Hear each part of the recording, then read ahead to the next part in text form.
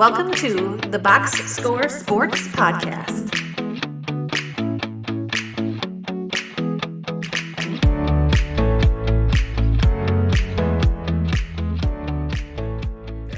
Okay, let's move on to the best series that's happening right now. Maybe the second best. Okay, maybe third. Who knows? But let's just say Detroit basketball. Let's go. Are you kidding me? Pistons tie the series. They take home court advantage away from the Knicks. 1-1 in this series.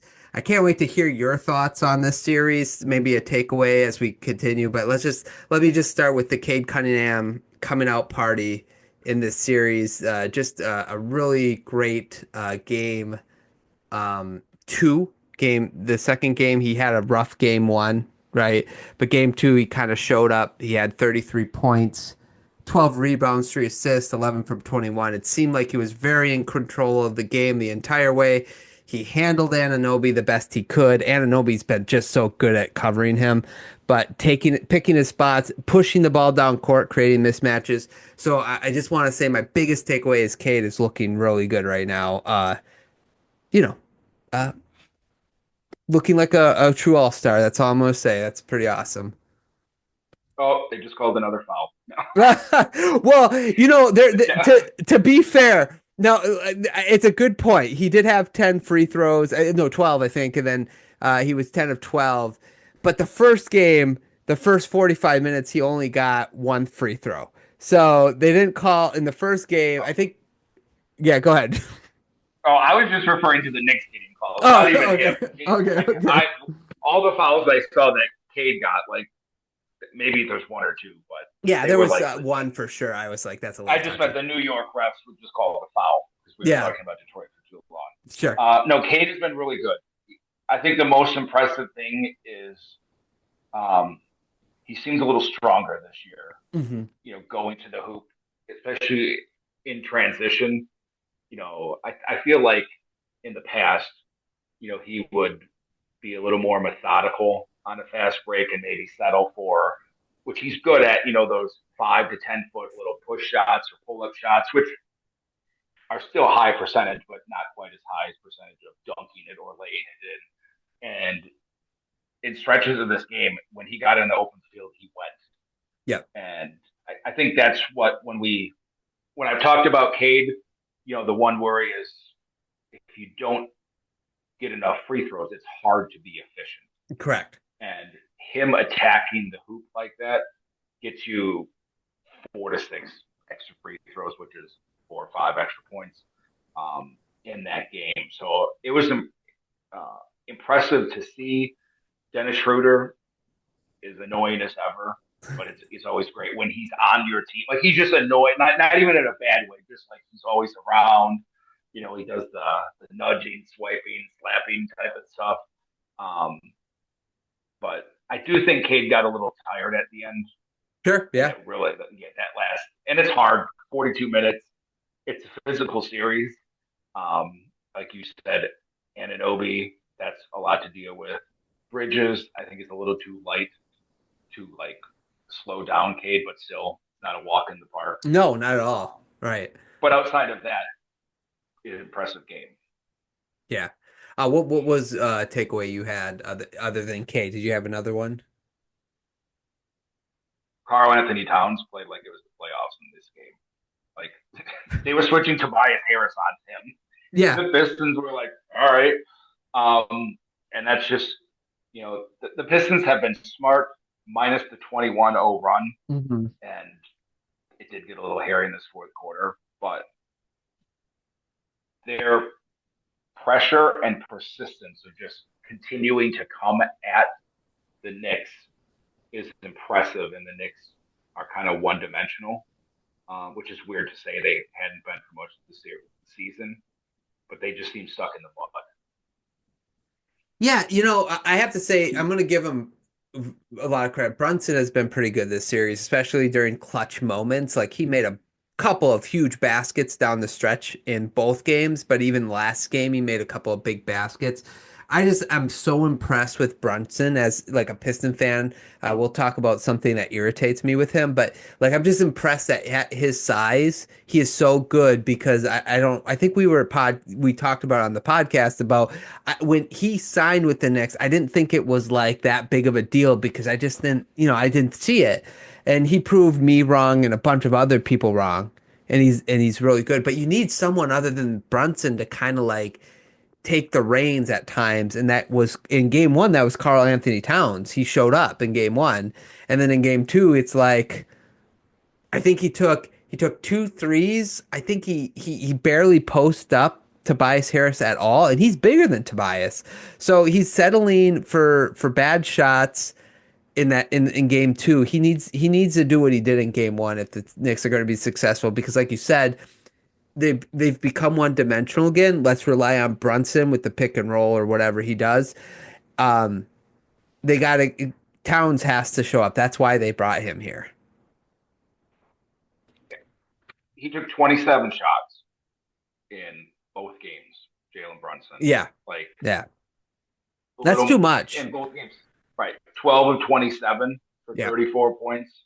And then in this game, what, 12 of 27 for 37. did he have 30? Yeah, Yeah. 37. So like, yeah, that's great. 34, 37, but Yeah. that's not overly efficient.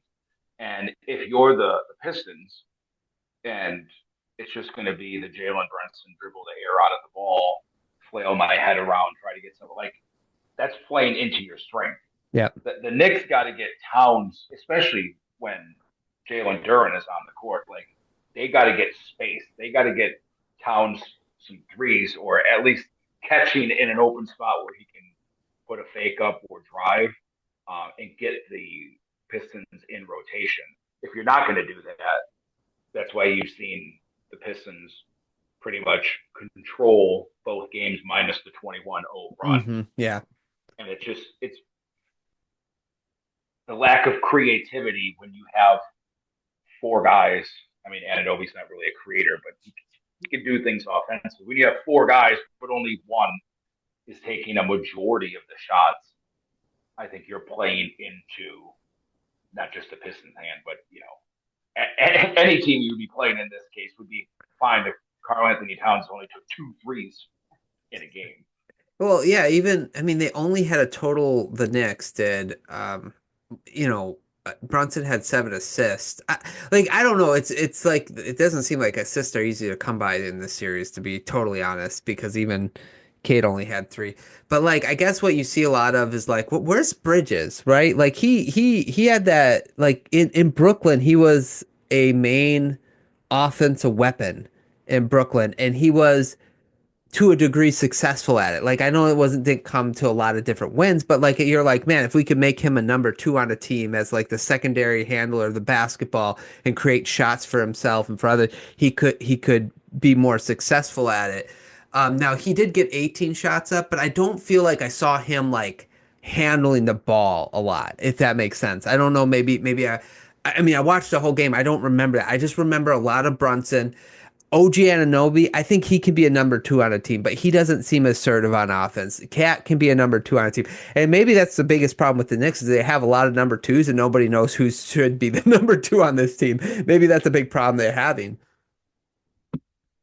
And they don't seem comfortable putting Brunson off the ball. Good point. And yeah. maybe it's because like Hart, Towns, and Anunoby, even Bridges aren't like efficient creators. Sure, that's true. Bridges had that stretch where he looked fairly good, but it's hard to judge on a team that's like not that good. Right, sure. In all fairness, if you see the Nets on your schedule, you're not like, oh, let's hit the film hard tonight before we play the Nets. So sure, maybe that played into a little bit, but it's just hard because Brunson has the ball so much. Obviously, he's really good. The numbers show it, but if you're keeping everyone else down, I think it's a win for the Pistons because they could just, be physical, pack it in there. They don't have to worry about the ball spraying all over the court and having to run and switch. And, the Pistons, Tim Hardaway, Malik Beasley, like these aren't like lockdown defenders, but if you don't have to run in rotation, it's not quite as difficult. Right, and I think like this is where the Pistons like there were like so they didn't shoot real well in this game. Like Hardaway was 0 for 6. Beasley did not have a good shooting game. I'm trying to look at what one of 8. Like they did not shoot well. They will shoot better at home. They're role players. That's what they do. But um, it seems like Schroeder and Thompson handled Brunson, right? Those two kind of switch off for the most part. And sometimes they switch for the most part. It seems like they try to stick to them, which is what, like I wish most teams would do when we're talking about like the Bucks and so on and so forth. But I do have to say Asar's defense on Brunson is just so awesome to watch. How like so when we talked about this series, I said I'd put Asar on Brunson and I'd put Anunoby on Cade, and that both those things happen and both those things are working. But like I was so annoyed. It wasn't the sixth foul. I think it was the fifth foul when Brunson tried to like do a like spin to the like left side on the left side of the court 3-point line, and like all he did was slide over, beat him to the spot, and then Brunson falls over and they call foul for Brunson, and everybody was like that was a bad call. But Asar is doing so good. He even like has his hands on his side most of the time. I just think Asar is doing really good on Brunson, and Brunson's foul baiting so much that he finally, he got Asar out. But he grabbed his arm that one time. I'm just like, this is so dumb. How are you even calling that a foul? It's like they reviewed it and they're like, yep, a foul on Asar. I'm like, you did not see him grab and pull his arm. Like, come on, it was so dumb. But I hate the foul baiting. I have to be honest with you, hate it. We were texting during this, and it like Brunson is a good player, He's so like good. especially for his size and the things he does. But the I don't know how he doesn't have whiplash. Like I think there was one possession where I was watching and like laughing. I think he threw his head back 4 times in 2 drive attempts. Like just he's like throwing his head back, and I'm like,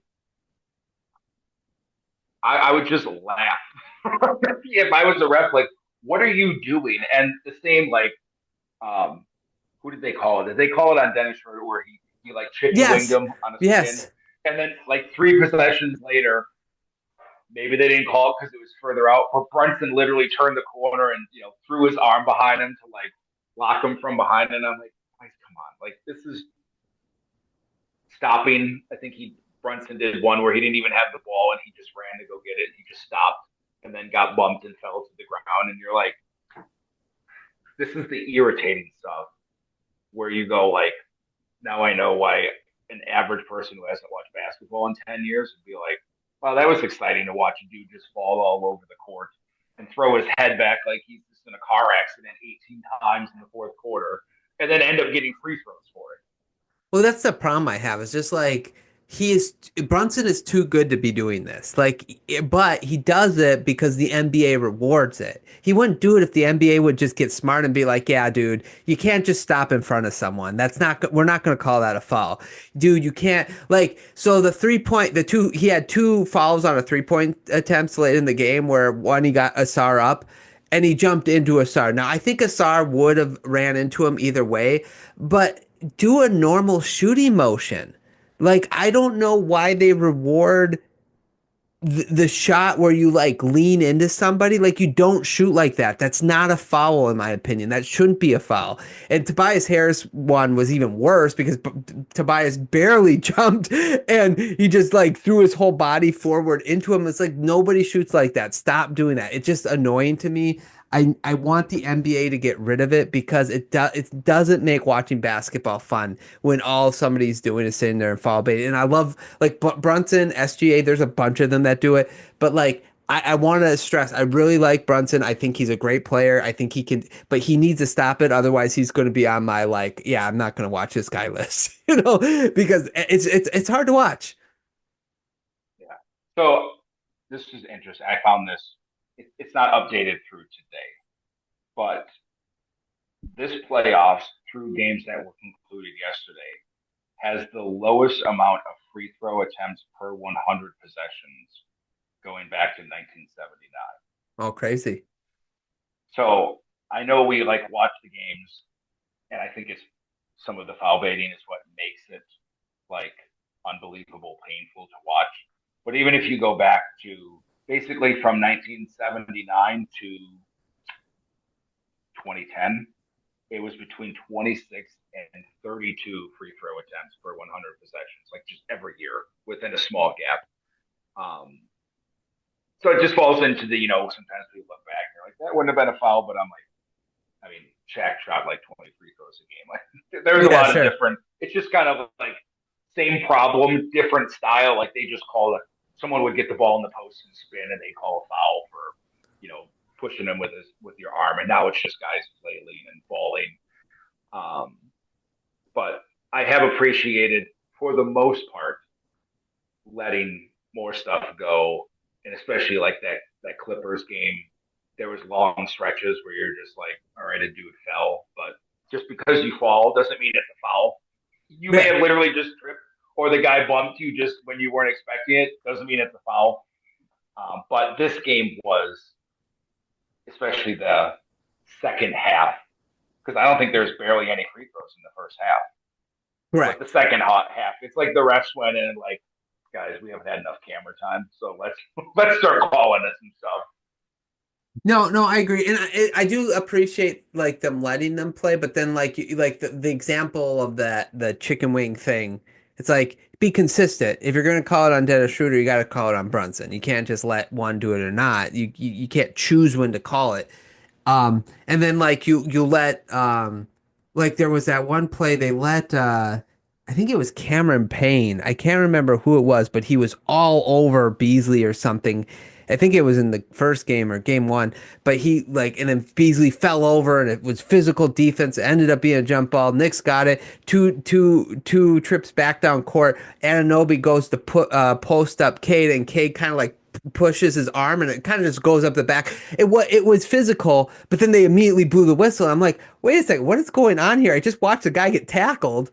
He wasn't really tackled, but and then CADE's like trying to fight for post position or whatever, and you're blowing the whistle before there's even like any body contact. It's like, come on, guys, but whatever.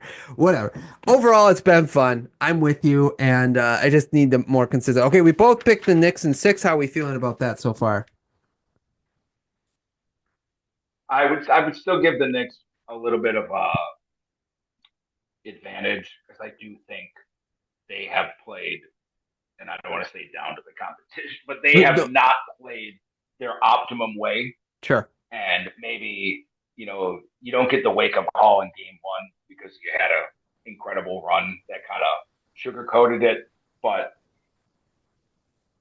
if game 2 wasn't a wake-up call, I think they're in trouble, because game 3 is the hard one to win. And then if the Pistons get game 3, then there's a lot of pressure on the Knicks going into game 4. So I would still give the Knicks a slight edge, just because I think they have a higher level to go, and the Pistons offensively do, but I think the Knicks' offensive ceiling is higher. It's just if they can get to it. Yeah, no, I'm with you. I'm still going to give the edge to the Knicks, but hey, like the Pistons fight, I just think this is a really fun matchup. They're both, physicality and stuff. I'm kind of curious to see the role players in Detroit, like Beasley and Hardaway. If they start hitting their shots, I think the Knicks will be a little bit in trouble. But I could see really what I kind of see happening is for sort of like the Pistons almost going up 2-1 because it's a first home game for Little Caesars Arena and forever, and with this team, so I think the crowd's going to be pumped. But then I see the Knicks kind of winning, maybe even the rest of the games. That's just sort of how I see it, but we'll see what happens. Thanks so much for watching this clip of the Box Score Sports Podcast. I hope you guys enjoyed. If you haven't yet, please subscribe to our channel. Follow us on Instagram and Twitter or X, and we'll talk to you guys real soon. See ya.